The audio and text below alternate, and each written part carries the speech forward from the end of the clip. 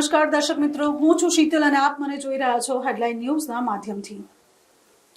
હરણી lake દુર્ઘટનાને 24 કલાકનો સમય થઈ ચૂક્યો છે, પણ તે છતાંય હજુ વડોદરા રાહતની શ્વાસ નથી લઈ રહ્યું। હજુ હરણી લેકની ઉપર તંત્ર આમને આમ અડીખમ ઊભું છે અને અત્યારે હજુ કામગીરી ચાલુ જ છે।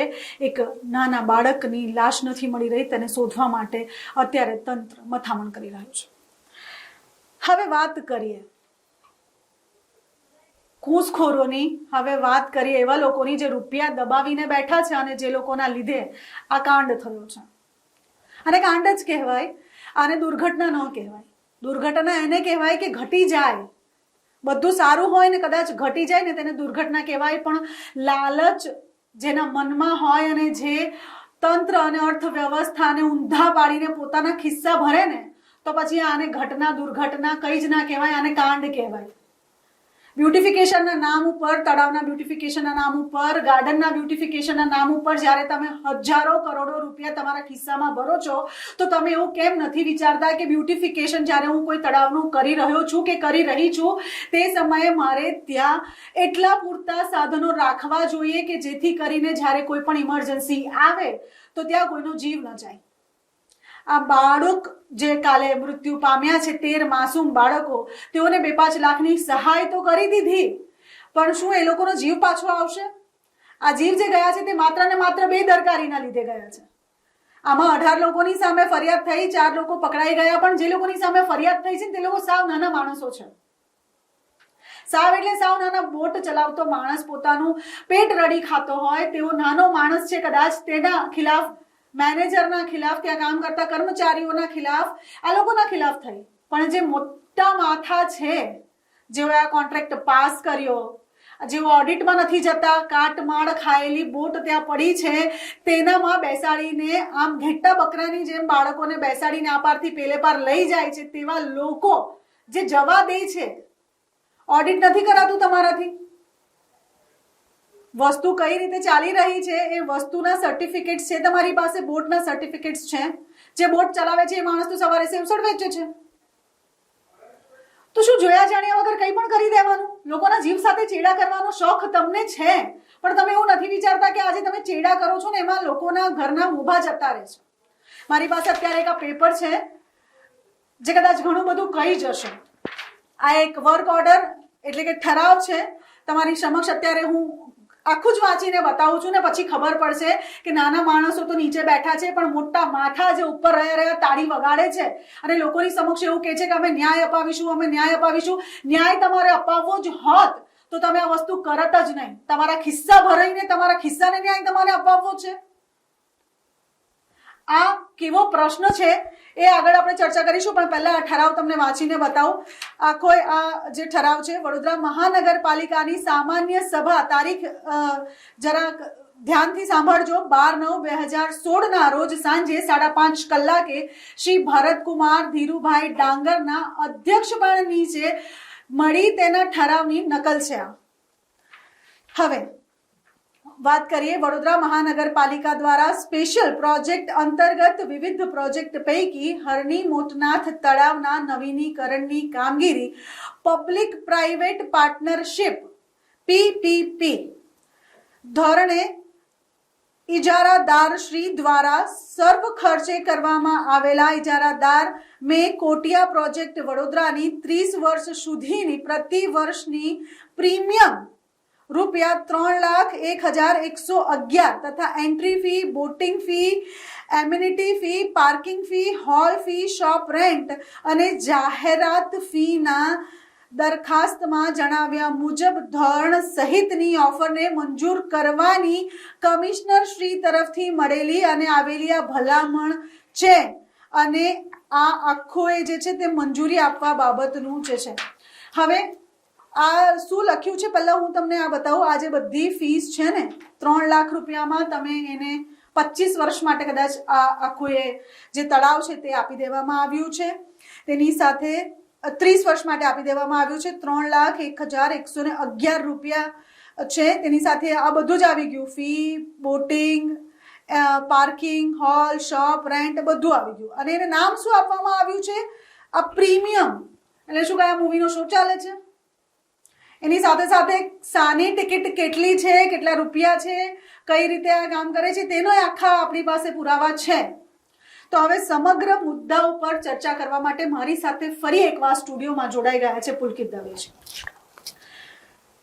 મેં તમને પહેલા પણ કીધું હતું કે આ એક એવા નાગરિક છે જે પોતાનો સમય ફાળવીને દરેક વડોદરાવાસીઓ માટે કંઈક સારું થાય ને તેવું જ ઈચ્છતા હોય છે, અને કાલની આ દુર્ઘટના પછી તેઓએ પોતાનું તનતોડ મહેનત કરીને ઘણા બધા પુરાવા રજૂ કર્યા છે અમારી સમક્ષ, અને આજે સવારથી આ પુરાવા લઈને અમે વિચારી રહ્યા છે કે તમારા સૌની સામે આ કઈ રીતે લાવી શકીએ, એટલે અત્યારે આ ચર્ચા કરવી બહુ જરૂરી બની છે. સાહેબ, આ ફરી એક વખત આપણે જેમ ગયા વખતે કીધું હતું કે પૈસા ઉઘરાવી લેવા છે પ્રજાના અને પછી બસ આ રીતે તાગડ ધીન્ના થાય છે. આ તો એવું છે કે એક એવો ઇન્સિડન્ટ બની ગયો અને આ સામે આવી ગયું. જો ના બનતું તો વર્ષો વર્ષ પૈસા જ ખાધે રાખતે. બિલકુલ, આ સ્પષ્ટપણે દેખાય છે કે આ એક જાતની મિલીભગત છે, સાલિયાણું છે, જેમાં ભરત ડાંગર, વિનોદ રાવ આ લોકોએ લાણી કરી છે. જે તે ટાઈમે જિગીશાબેન શેઠ હતા, જીતેશ ત્રિવેદી, આ લોકો ચારેયને ખરેખરમાં આ લોકોની ઇન્વોલ્વમેન્ટ છે, જે સ્પષ્ટપણે આ ઠરાવમાં બધું દેખાઈ જ રહ્યું છે. આ પ્રોજેક્ટ બેઝિકલી 3 વર્ષનું આખું કોટિયા પ્રોજેક્ટ જે આપવામાં આવ્યો તે 30 વર્ષના એક આખું એ લોકોનું સાલિયાણું ચાલે એ રીતે એ લોકોએ બધું નક્કી કરેલું.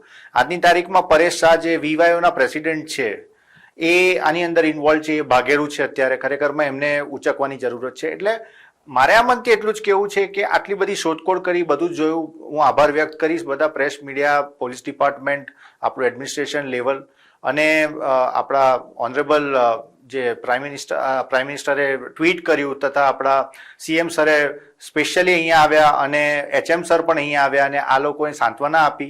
આ દુઃખની ઘડીમાં બધી જ વસ્તુ એમને જોઈ અને ત્યારબાદ ડિસ્કસ કરીને એ લોકોએ એક માહિતી બધી ભેગી કરીને પછી કમિટી એ મિટિંગ કરી. આજે એસઆઈટીની રચના થઈ છે.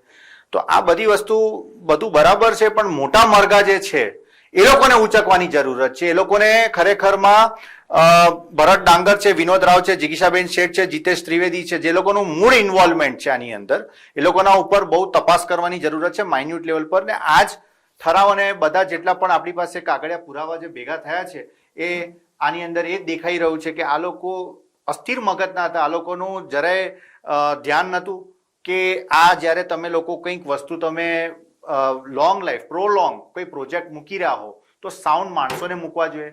સેવ ઉસળવાળો આવા ધંધા કરતો હોય, ચલાવતો હોય અને એક બોટની અંદર આટલા નાના બાળકોને મૂકીને આજે ક્રૂર મજાક કરી રહી છે પ્રજા સાથે. ક્રૂર મજાક. એક ઘરનો દીવો ઓલવાઈ ગયો છે સાહેબ. સાવ સાચી વાત કીધી.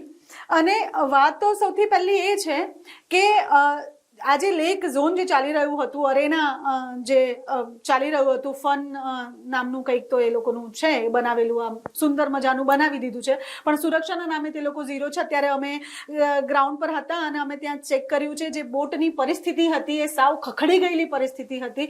તો શું લાગે છે તમને કે આ ચેડા જ કરી રહ્યા છે કે પછી આમાંય દબાવો, પૈસા ખાવું સિસ્ટમ ચાલી રહી છે? પહેલા તો કોઈ પણ પ્રોજેક્ટ મૂકવામાં આવે ને એમાં એક એજન્સીને સાઉન્ડ મૂકવાની. જ્યારે આપણે પ્રોલોંગ વિચારી રહ્યા હોય તો એમાં કોઈ પણ બ્રાન્ચ હોય એમાં એક સાઉન્ડ એજન્સી મૂકવાની જરૂરત છે. સિક્યોરિટી પોઈન્ટ ઓફ વ્યૂ હોય, બોટિંગની ક્વોલિટી હોય, એ લોકોની જે ઓપીએમ એટલે કે જે મોટર છે એ કેટલાની કેપેસિટી ધરાવે છે, એ ટર્ન લે છે ત્યારે એ માણસ સાઉન્ડલી ટર્ન લઈ શકે, આ પણ ધ્યાન રાખવું પડે. સાથે અમુક ટાઈમ પછી એને આઈ થિંક ઓપરેટ ના કરવું જોઈએ. આઈ થિંક આ 5 વાગ્યા પછી બોટિંગને બંધ કરી નાખવી જોઈએ. અમુક સ્પેસિફિક ટાઈમ રાખવા જોઈએ. નાના બાળકોને અમુક એજથી નાના હોય એ લોકોને ના પાડી નાખવી જોઈએ. અને જ્યારે આપણે કોઈ પણ પ્રોજેક્ટ પ્રોલોંગ વિચારતા હોઈએ છીએ ને તો એમાં ડિફરન્ટ જે આની અંદર સાઉન્ડ માણસો હોય છે એ લોકોનો અભિપ્રાય લેવો ખાસ જરૂરી હોય છે. આપણી પાસે સરકારના પણ એવા સાઉન્ડ માણસો છે ને, એનડીઆરએફ ટીમના, ફાયર બ્રિગેડ ડિપાર્ટમેન્ટમાંથી આ લોકોના બધા જેટલા પણ સાઉન્ડ વ્યક્તિઓ છે એ લોકોને એમના એક્સપિરિયન્સ લેવલ, ક્યારે શું તકલીફ આવી શકે ત્યારે કઈ રીતે આપણે આગળ વધી શકું, હોનારત આવે ત્યારે કઈ રીતે, એટલે આ બધી વસ્તુ નાની વસ્તુ ભેગી તમે કરશો ને ત્યારે જઈને આપણે પ્રોજેક્ટ પર સક્સેસફુલી જઈ શકો. આ શું છે કે ભણેલા અભણોના કારણે આજે આપણે આ ભોગ બની રહ્યા છીએ. જી, અને સાથે જ્યારે આટલું લેક બનાવી રહ્યા છો, તમે ત્યાં રમતગમતની બધી સુવિધા કરી રહ્યા છો, તમે બોટિંગ કરી રહ્યા છો સ્ટાર્ટ ત્યાં, ને ત્યાં તરવૈયા જ કોઈ નથી, લાઈફગાર્ડના નામે ત્યાં 0-0 છે. જ્યારે આટલી મોટી હોનારત બને છે ત્યારે સ્થળ પરથી માહિતી જે મળી છે તે મુજબ તેઓનું એવું કહેવું છે કે બધાએ જે સ્ટાફ મેમ્બર છે, જે ત્યાંના અમુક લોકો છે, તે લોકો તદ્દન ત્યાંથી ભાગી છૂટ્યા છે. એટલે આ તો જવાબદારી એ વ્યક્તિની આવે જેને આ કોન્ટ્રાક્ટ લીધો છે, પણ કોન્ટ્રાક્ટમાં તો કોન્ટ્રાક્ટે બીજાને કોન્ટ્રાક્ટ આપ્યો, બીજાએ ત્રીજાને કોન્ટ્રાક્ટ આપ્યો. એટલે આ તો ખો આપવા જેવી વાત છે આખી, કે મેં તને ખો આપ્યો, હવે તું જોઈ લે. તો આમાં શું થઈ શકે આગળ? હવે આ જે ક્રૂર મજાક કરી છે, આ પલાયન વૃત્તિ કહેવાય. ખરેખરમાં જે તે કોન્ટ્રાક્ટરને બોલાવીને એના ઉપર શિક્ષાત્મક પગલાં તો લેવા જ જોઈએ.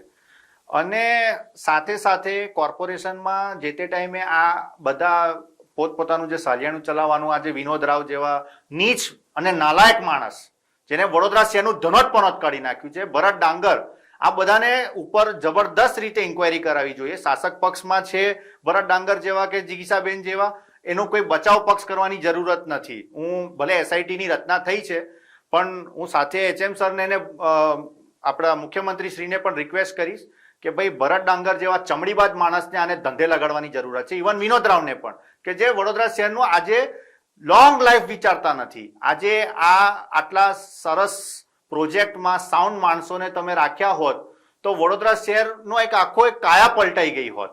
પણ એની માટે સાઉન્ડ માણસોની જરૂરિયાત છે. આવા નીચ પ્રકૃતિના જે કોન્ટ્રાક્ટર તમે રાખ્યા હોય, આ બધા લોકોને ઉપર ઇન્ક્વાયરી કરવાની જરૂરત છે. આ લોકોને બેસાડી નાખવાની જરૂરત છે. હું એટલી જ રિક્વેસ્ટ કરીશ. જી, સાથે હવે એક વખત જ્યારે આપણે આ મુદ્દા પર વાત કરી રહ્યા છે ત્યારે વાત સ્કૂલ પર પણ આવે.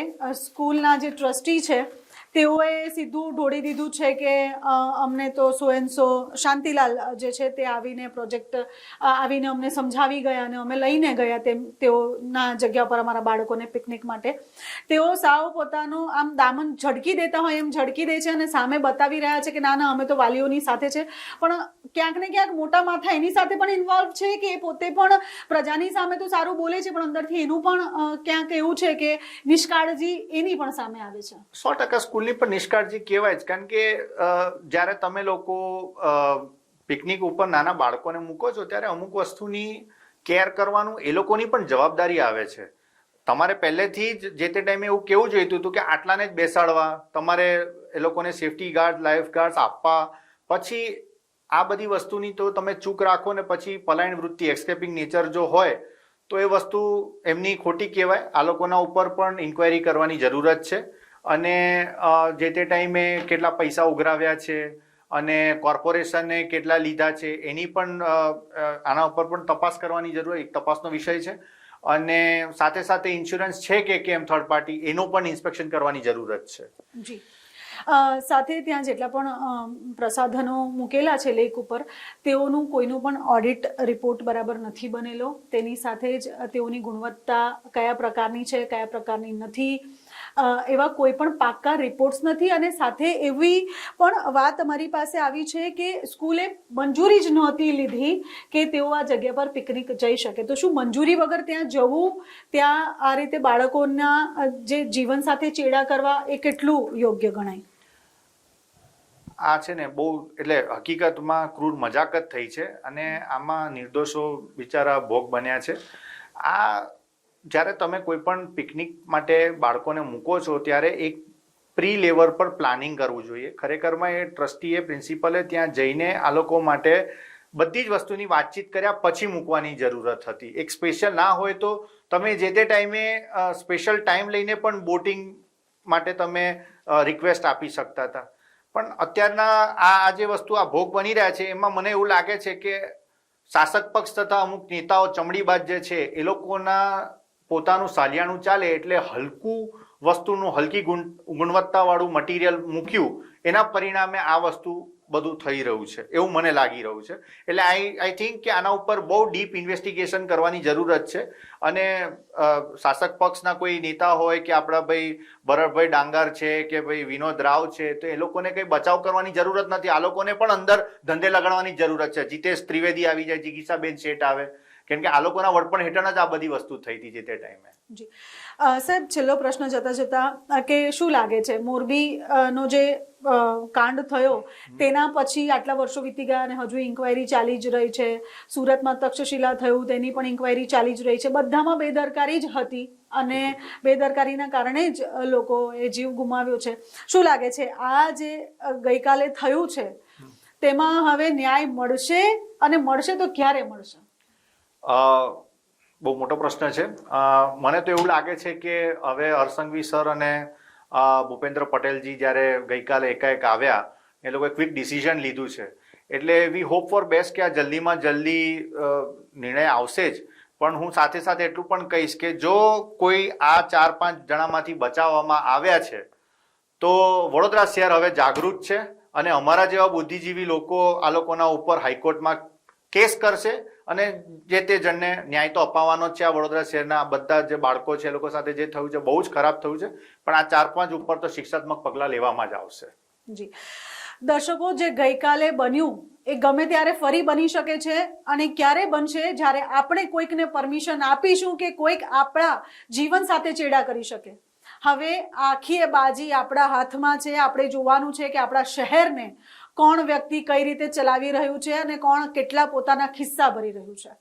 જાગૃત થઈ જઈએ તો સારી વાત છે. જે પરિવારોએ જીવ ગુમાવ્યા છે તેઓની અત્યારે સામે આપણે નથી જોઈ શકતા એવી પરિસ્થિતિ છે, પણ તે છતાંય અમારી સાંત્વના તેઓની સાથે છે. ઘરનો જીવ ગુમાવ્યા પછી એ લોકોની હાલત જે છે તે ખરેખર ખૂબ દુઃખદ છે. પણ વાત એ છે કે જેટલા પણ લોકો આમાં ઇન્વોલ્વ છે, ચાહે ભગેડું થઈ જાય, ચાહે એ ગુજરાત કે દેશ કેમ ન છોડે, ન્યાયતંત્ર હંમેશા જીવતું જ છે અને આજે નહીં ને કાલે તેઓને સજા મળશે અને સજા એ લોકોને કરાવવા માટે આપણે જ એટલે કે આપણે બધા જ વડોદરાવાસીઓએ સાથે મળીને પગલાં ભરવા પડશે.